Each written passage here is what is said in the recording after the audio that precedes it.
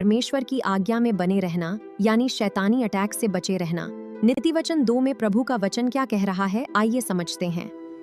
हे मेरे पुत्र, यदि तू मेरे वचन ग्रहण करे और मेरी आज्ञाओं को अपने हृदय में रख छोड़े और बुद्धि की बात ध्यान से सुने और समझ की बात मन लगाकर सोचे और प्रवीणता और समझ के लिए अच्छी यत्न से पुकारे और उसको चांदी की नाई ढूंढे और गुप्त धन के समान उसकी खोज करे, खोज में लगा रहे, तो तू यहोवा के भय को समझेगा और परमेश्वर का ज्ञान तुझे प्राप्त होगा।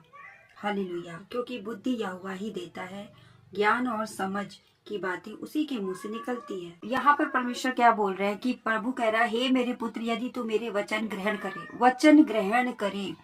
परमेश्वर कह रहा, आजकल लोग वचन ही नहीं ग्रहण करते हैं। अगर कहीं आपको जो परमेश्वर का वचन है, प्रभु ने कहा मेरा वचन विश्वास योग्य और सत्य है। प्रकाशित वाद 21:5 के वचन में परमेश्वर ने कहा कि मेरा वचन विश्वास योग्य और सत्य है। तो हमें जो भी वचन परमेश्वर का जब मिलता है, प्रभु कहता है मेरे वचन खा ले। प्रभु का वचन भोजन के समान समझ, क्योंकि वचन ही रोटी है हमारी। तो दोस्तों, जब आप बीमार पड़ते हैं, जब आपकी कोई भी परिस्थिति खराब होती है, तो हमें उसको वचन के द्वारा ही उस परिस्थिति को क्लेम करना पड़ता है।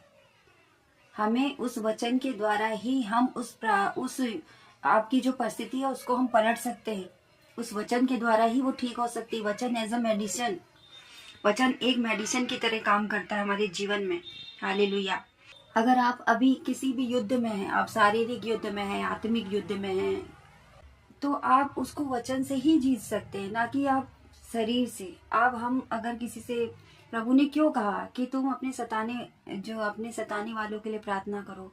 प्रभु क्यों बोलता है कि ताकि इसलिए क्योंकि हम आत्मिक बने रहे। हम शरीर से नहीं लड़ सकते किसी से भी, और ना हम शरीर से जीत सकते हैं।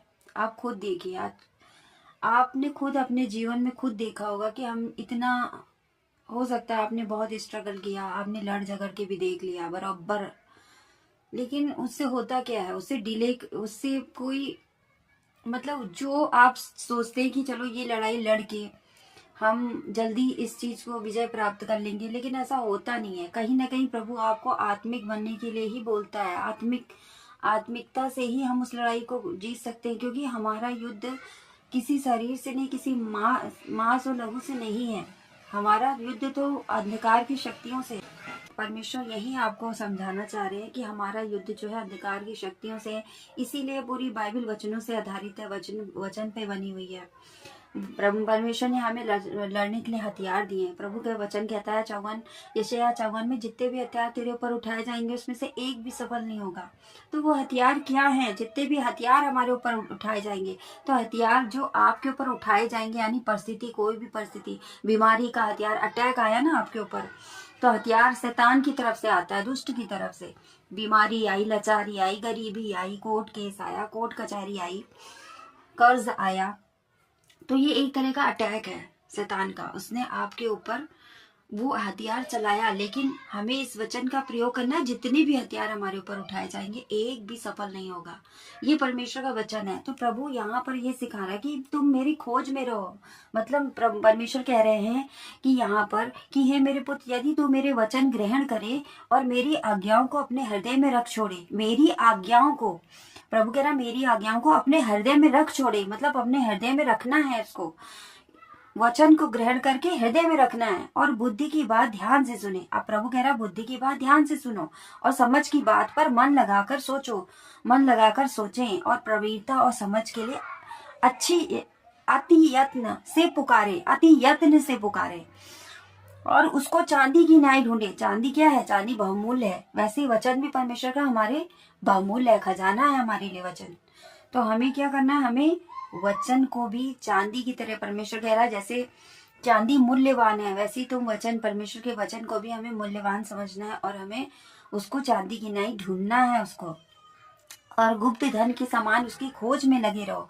गुप्त धन, हम लोग सोचते हैं ना हमारे मिरेकल मनी हो जाए, हमारे कहीं से भी हमको गुप्त खजाना मिल जाए, तो यही गुप्त खजाना है आपका।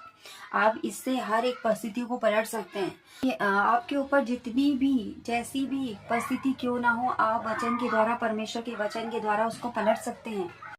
वीडियो कैसा लगा कमेंट्स बॉक्स में जरूर बताएं। नमस्कार, जय मसीह की। वीडियो कैसा लगा कमेंट्स बॉक्स में जरूर बताएं। नमस्कार, जय मसीह की।